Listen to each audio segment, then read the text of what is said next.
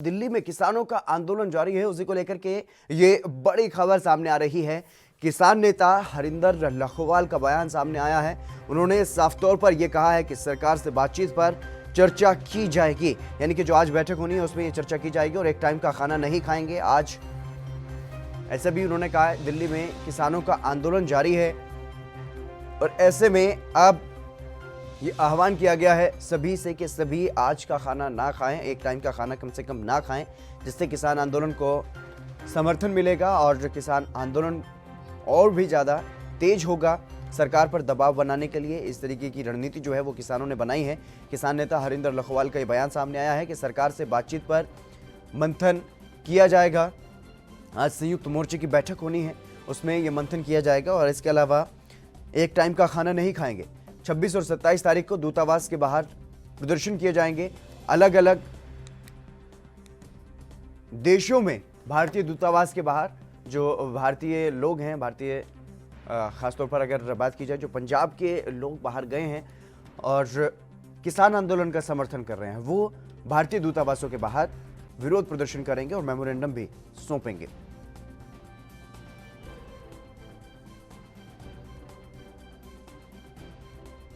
जो सभी लोग, जो सभी जथेबंदियां ऑर्गेनाइजेशन चाहेगी, कल उनका जवाब भी दिया जाएगा और ये भी तय किया जाएगा अभी आगे मीटिंग करनी है या नहीं करनी, वो हम आपको कल बताएंगे।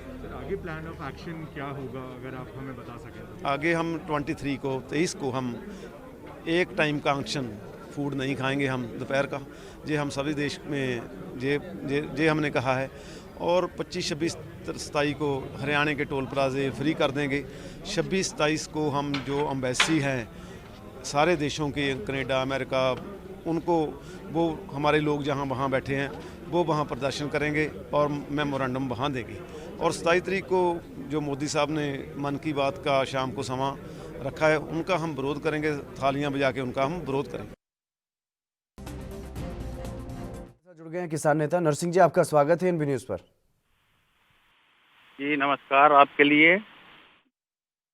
और जो किसान आंदोलन है उसको तेज करने की कवायद जो है वो की जा रही है किसान नेताओं की तरफ से और आज किसान दिवस के दिन एक समय का भोजन जो है वो छोड़ने का आह्वान भी किया गया है। किस तरीके से देखते हैं, क्या ये जो रणनीति है, जो तरीका अपनाया जा रहा है किसानों की तरफ से, क्या ये सरकार पर दबाव बनाने में सही साबित होगा?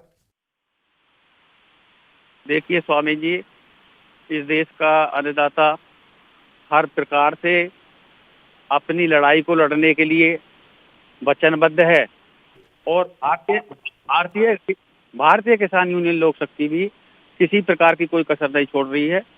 हम प्रयासरत हैं, निरंतर धरनारत हैं और जैसे कि बीच में अभी माननीय सर्वोच्च न्यायालय का बयान आया, उसको देखते हुए भारतीय किसान यूनियन लोक शक्ति ने देश के जाने माने वकील डॉक्टर सूरज सिंह और एपी सिंह जी को अपना पक्ष रखने के लिए नॉमिनेट किया है। उनको नियुक्त करके उनको जिम्मेदारी दी गई है और सरकार देश के किसानों को भटकाने के लिए सर्जिकल स्ट्राइक का इस्तेमाल करते हुए पक्ष और विपक्ष के धड़े में बांट रही है।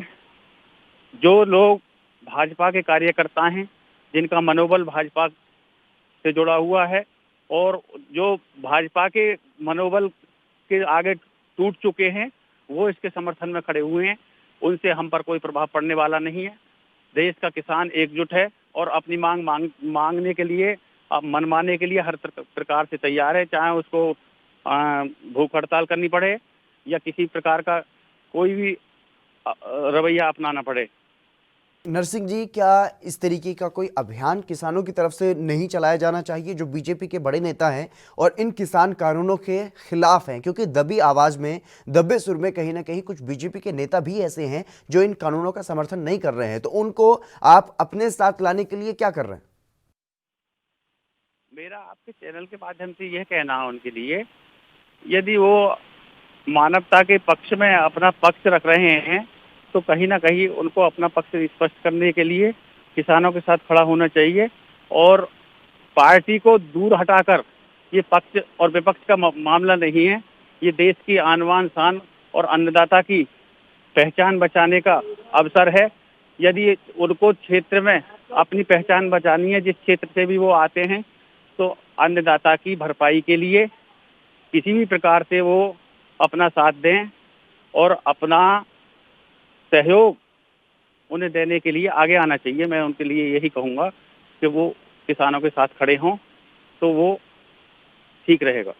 नरसिंह जी, लगातार जिस तरीके से एक बात कही जा रही है सरकार की तरफ से कि बातचीत की जाए और बातचीत के लिए जो समय है वो निर्धारित करें किसान, उसके लिए किसानों की बैठक भी चल रही है, लेकिन क्या कोई फैसला अभी तक नहीं लिया गया? देखिए, जो सरकार का अगला कदम आएगा उसके अनुरूप रणनीति तैयार होगी और किसान संगठन इस पर नजर बनाए रखे हैं और अपनी आपस की रणनीति है, जो अंदर की रणनीति है, उसको ध्यान में रखकर ही तैयार की गई है। जिस तरीके से भी सरकार चाहेगी उस तरीके से उससे बात किया जाएगी और अपना पक्ष रखेंगे, मजबूती से रखेंगे, अपना अधिकार लेके रहेंगे। ये किसानों के साथ बहुत बड़ा धोखा है, अन्याय है और किसानों को तोड़ने और बांटने की नीयत और नीति से सरकार काम कर रही है।